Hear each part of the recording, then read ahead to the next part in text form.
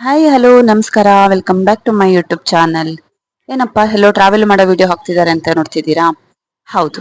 ಕ್ರಿಸ್ತ ಶಕ 4ರಿಂದ 6ನೇ ಶತಮಾನದವರೆಗೆ ಕದಂಬರು ಆಡಳಿತ ನಡೆಸಿದ ಪ್ರಾಚೀನ ಕಾಲದ ವಿಜಯಂತಿಪುರ ಅಂತ ಹೆಸರನ್ನ ಪಡ್ಕೊಂಡಂತಹ ಕನ್ನಡ ನಾಡನ್ನ ಆಳಿದ ಮೊದಲ ರಾಜಮನೆತನ ಕದಂಬರ ರಾಜಧಾನಿ ಬನವಾಸಿಗೆ. ಬನವಾಸಿ ಅತ್ಯಂತ ಹಳೆಯ ಮತ್ತು ಐತಿಹಾಸಿಕ ಪಟ್ಟಣ ಆಗಿದ್ದು ಉತ್ತರ ಕನ್ನಡ ಜಿಲ್ಲೆಯ ಶಿರಸಿ ತಾಲೂಕಿನಲ್ಲಿದೆ. ಹಾಗಾದ್ರೆ ಇಲ್ಲಿ ಏನ್ ಸ್ಪೆಷಲ್ ಅಪ್ಪ ಅಂತ ನೋಡೋದಾದ್ರೆ, ಇಲ್ಲಿ ನಾನು ತೋರಿಸ್ತಾ ಇರೋದು ಮೊದಲು ಅರ್ಧ ಗಣಪತಿ ಅಂತ. ಇದು ಒಂದು ಅರ್ಧ ಭಾಗದ ಗಣಪತಿ, ಅಂದ್ರೆ ಗಣಪತಿಯನ್ನ ಕರೆಕ್ಟ್ ಆಗಿ ಅರ್ಧ ಭಾಗ ಅಷ್ಟೇ ಈ ದೇವಸ್ಥಾನದಲ್ಲಿ ಇದೆ, ಇನ್ನರ್ಧ ಭಾಗ ಕಾಶಿಯಲ್ಲಿದೆ ಅನ್ನೋದೊಂದು ಪ್ರತೀತಿ ಇದೆ. ದೇವಸ್ಥಾನದ ಸುತ್ತಮುತ್ತ ಚಿಕ್ಕ ಪುಟ್ಟ ತುಂಬಾ ಗುಡಿಗಳಿದೆ. ನಾನು ಈ ವಿಡಿಯೋನ ತುಂಬಾ ನಿಧಾನವಾಗಿ ತೋರಿಸ್ತಾ ಇದ್ದೀನಿ. ಯಾಕಪ್ಪ ಅಂತ ಅಂದ್ರೆ, ಫಾಸ್ಟ್ ಆಗಿ ತೋರಿಸಿದ್ರೆ ಪ್ರತಿಯೊಂದನ್ನ ನೀಟಾಗಿ ಕವರ್ ಮಾಡೋದಕ್ಕೆ ಸ್ವಲ್ಪ ಕಷ್ಟ ಆಗತ್ತೆ ಅನ್ನೋ ಒಂದು ಉದ್ದೇಶ ಅಷ್ಟೇನೆ. ಸುತ್ತಲೂ ಈ ತರ ಹಸಿರುಗಳಿಂದ ಕೂಡಿರುವಂತಹ ಒಂದು ದೇವಸ್ಥಾನ. ಚಿಕ್ಕ ಪುಟ್ಟ ಗುಡಿಗಳಿವೆ. ಗುಡಿಗಳು ತುಂಬಾ ಎಲ್ಲ ಬೀಗ ಹಾಕಿತ್ತು, ಸಣ್ಣ ಪುಟ್ಟ ಗುಡಿಗಳಿಗೆ. ದೇವಸ್ಥಾನದ ಸುತ್ತಮುತ್ತಲಿನ ಒಂದು ಪ್ರದೇಶ ಇದು. ಓಕೆನಾ. ಕದಂಬರ ರಾಜಧಾನಿ ಅಂತಾನೆ ಹೆಸರಾಗಿದ್ದು ವರದಾ ನದಿ ತೀರದಲ್ಲಿ ಈ ಒಂದು ಪ್ರದೇಶ ಇದೆ. ನೀವಿಲ್ಲಿ ನೋಡ್ಬೋದು ಎಷ್ಟು ಪುರಾತನವಾದ. ಈ ಸೈಡ್ ಅಲ್ಲಿ ನಿಮ್ಗೆ ಕಾಣ್ತಾ ಇರುವಂತದ್ದು ಒಂದು ಫುಲ್ ಕಲ್ಲಿನಿಂದನೇ ಕೆತ್ತಿರುವಂತಹ ಒಂದು ದೇವಸ್ಥಾನ. ಯಾವುದೇ ಸಿಮೆಂಟು ಅಥವಾ ಇವುಗಳನ್ನ ಬಳಸ್ತಾ ಹಳೇ ಕಾಲದ, ಅಂದ್ರೆ ತುಂಬಾನೇ ಪುರಾತನ ಕಾಲದ ದೇವಸ್ಥಾನ ಬನವಾಸಿ. ಇಲ್ಲಿ ಮಧುಕೇಶ್ವರ ದೇವರು ಇರುವಂತದ್ದು.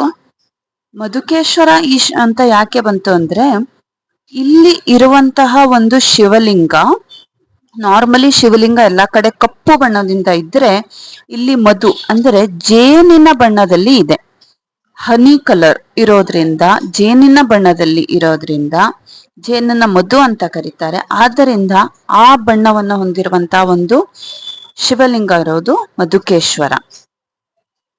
ಈ ತರ ನೀಟಾಗಿ ಕೆತ್ತಿರುವಂತಹ ಒಂದು ಕಲ್ಲಿನ ಕಂಬಗಳ ಮೇಲೆ ನಿಂತಿರುವಂತಹ ಒಂದು ದೇವಸ್ಥಾನ.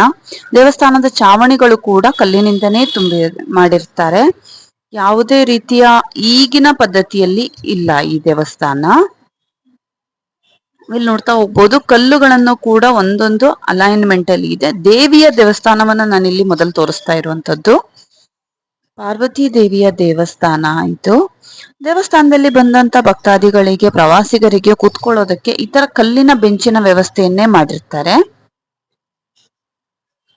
ದೇವಸ್ಥಾನದ ಹೊರಗಡೆಯಿಂದ ಈ ತರ ಒಂದು ನಾವಿಲ್ಲಿ ನೋಡೋದಕ್ಕೆ ಸಿಗುತ್ತೆ. ಸುತ್ತಲೂ ಪುಟ್ಟ ಗಾರ್ಡನ್ ಗಳನ್ನ ಮಾಡಿದ್ದಾರೆ.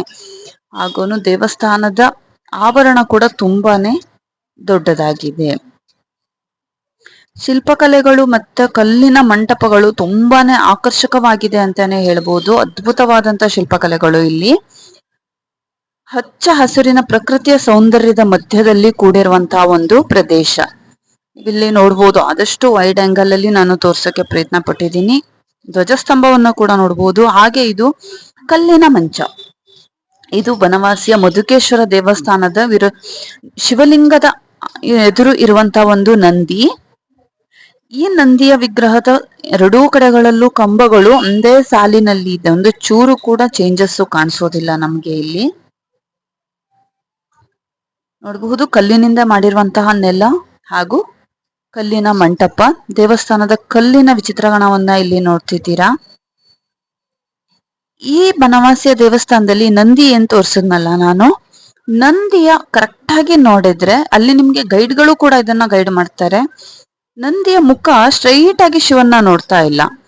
ಒಂದು ಕಣ್ಣಲ್ಲಿ ನಿಮಗೆ ನಮ್ಮ ಮಧುಕೇಶ್ವರ ದೇವರನ್ನ ನೋಡ್ತಾ ಇದ್ರೆ, ಇನ್ನೊಂದು ಕಣ್ಣಲ್ಲಿ ಪಾರ್ವತಿ ದೇವಿಯನ್ನ, ಅಮ್ಮನವರನ್ನ ನೋಡ್ತಾ ಇರುವಂತಹ ಒಂದು ರೀತಿಯಲ್ಲಿ ಈ ನಂದಿಯನ್ನ ಕೆತ್ತನೆ ಮಾಡಿರ್ತಾರೆ. ದೇವಸ್ಥಾನದ ಸುತ್ತಮುತ್ತಲೂ ಈ ತರ ಒಂದು ಸೀನ್ ಇದೆ. ಅದು ತುಂಬಾನೇ ನೀಟಾಗಿ ಕೆತ್ತನೆ ಆದಂತ ಹಳೆ ಪುರಾತನ ಕಾಲದ ದೇವಸ್ಥಾನಗಳು. ದೇವಸ್ಥಾನದ ಸುತ್ತಮುತ್ತ ಪುಟ್ಟ ಪುಟ್ಟ ಗುಡಿಗಳಿದೆ ಈ ರೀತಿಯಾಗಿ. ಹಾಗಾದ್ರೆ ನಾವು ಬನವಾಸಿಗೆ ಹೇಗೆ ಹೋಗ್ಬೇಕು ಅಂತ ಕೇಳೋದಾದ್ರೆ, ಉತ್ತರ ಕನ್ನಡ ಜಿಲ್ಲೆ ಶಿರಸಿಯಿಂದ ಸುಮಾರು 24 ಕಿಲೋಮೀಟರ್ ಆಗುತ್ತೆ. ಅಥವಾ ನಾವು ಶಿವಮೊಗ್ಗ ಸೊರಬ ಮೂಲಕ ಹೋಗ್ತೀವಿ ಅಂದ್ರೂ ನಿಮ್ಗೆ ಇಲ್ಲಿ 24 ಕಿಲೋಮೀಟರ್ ಕೂಡ ಸಿಗುತ್ತೆ. ಬೆಂಗಳೂರು ಅಥವಾ ಎಲ್ಲಾ ಪ್ರದೇಶಗಳಿಂದ ಶಿರಸಿಗೆ ಹಾಗೂ ಶಿರಸಿಯಿಂದ ಬನವಾಸಿಗೆ ತುಂಬಾ ಬಸ್ಗಳ ವ್ಯವಸ್ಥೆ ಕೂಡ ಇದೆ. ಅಥವಾ ರೈಲು ಹೋಗೋದಿದ್ರೆ ಹಾವೇರಿ ಅಥವಾ ನಿಮ್ಗೆ ಈ ಕಡೆ ಸಾಗರ ತಾಳಗುಪ್ಪ ಬಂದ್ರೆ ರೈಲಿನ ವ್ಯವಸ್ಥೆ ಕೂಡ ಸಿಗುತ್ತೆ. ಅಲ್ಲಿಂದ ನಾವು ಬಸ್ಗಳ ಮೂಲಕ ಅಥವಾ ಯಾವ್ದಾದ್ರು ವೆಹಿಕಲ್ ಕ್ಯಾಬ್ ಅಥವಾ ಇದ್ರ ಮೂಲಕ ಮಾಡ್ಕೊಂಡು ನಾವಿಲ್ಲಿ ಬನವಾಸಿಯನ್ನ ತಲುಪಬಹುದು. ಅತ್ಯಂತ ಪುರಾತನವಾದಂತಹ ದೇವಸ್ಥಾನ. ಕನ್ನಡದ ಆದಿಕವಿ ಪಂಪ ತನ್ನ ವಿಕ್ರಮಾರ್ಜುನ ವಿಜಯ ಅಂದ್ರೆ ಪಂಪ ಭಾರತ ಕಾವ್ಯದಲ್ಲಿ ಬನವಾಸಿಯನ್ನ ತುಂಬಾ ಅದ್ಭುತವಾಗಿ ಕೂಡ ವಿವರಿಸಿರ್ತಾರೆ. ಹತ್ತಿರದಲ್ಲಿ ವರ್ಧಾ ನದಿ ಕೂಡ ಇತ್ತು. ನರ್ಮದಾ ತೀರದಲ್ಲಿನೇ ಈ ಒಂದು ಪ್ರದೇಶ ತುಂಬಾನೇ ಫೇಮಸ್ ಅಂತ ಹೇಳ್ಬಹುದು. ತುಂಬಾ ಪುರಾತನ ಹಾಗೂ ಕದಂಬ ರಾಜರ ಮೊದಲ ರಾಜಧಾನಿಯಾಗಿತ್ತು ಅಂತ ಒಂದು ದೊಡ್ಡ ಪ್ರತೀತಿ ಕೂಡ ಇದೆ. ದೇವಸ್ಥಾನದ ಬಾಗಲಲ್ಲಿ ಆಗಿನ ಕಾಲದ ಶೈಲಿಯ 2 ಆನೆಗಳು ಕೂಡ ಇರುತ್ತೆ ನಮ್ಮನ್ನ ವೆಲ್ಕಮ್ ಮಾಡೋದಕ್ಕೆ. ಜೊತೆಗೆ ದೇವಸ್ಥಾನದ ಎಂಟ್ರೆನ್ಸ್ ಈ ತರವಾಗಿ ನಮಗೆ ನೋಡೋದಕ್ಕೆ ಸಿಗುತ್ತೆ. ಖಂಡಿತವಾಗ್ಲೂ ಒಮ್ಮೆ ಈ ಪ್ರದೇಶಕ್ಕೆ ಭೇಟಿ ಕೊಡಬಹುದು. ರಸ್ತೆ ಯಾವ ರೀತಿ ಹೋಗ್ಬೋದು ಅನ್ನೋದನ್ನ ಕೂಡ ನಾನಿಲ್ಲಿ ತಿಳಿಸಿದ್ದೀನಿ. ಮುಂದಿನ ವಿಡಿಯೋದಲ್ಲಿ ಮತ್ತೆ ಸಿಗ್ತೀನಿ. ನಮಸ್ಕಾರ.